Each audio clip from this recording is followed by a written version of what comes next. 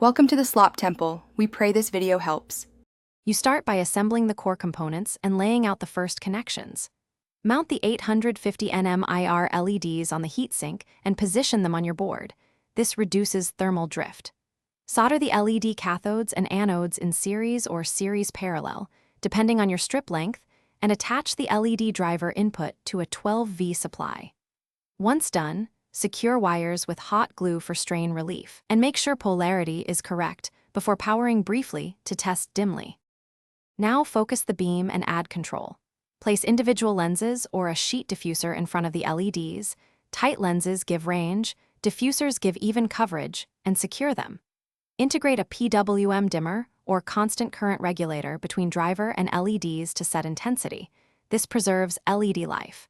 Include a thermistor near LEDs and a proper fuse on the supply line to monitor heat and protect against shorts. Once wired, test control responsiveness and adjust duty cycle for finish by mounting the assembly into a ventilated enclosure and securing all fasteners.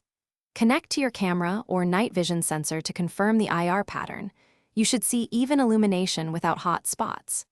If you encounter flicker, inspect PWM frequency and replace with 1K HC controller. If output is weak, remeasure driver current and check solder joints and wiring for voltage drop. One key troubleshooting tip: if temperature rises quickly, increase heat sinking or reduce current immediately to. Thanks for watching. Consider subscribing if we helped you.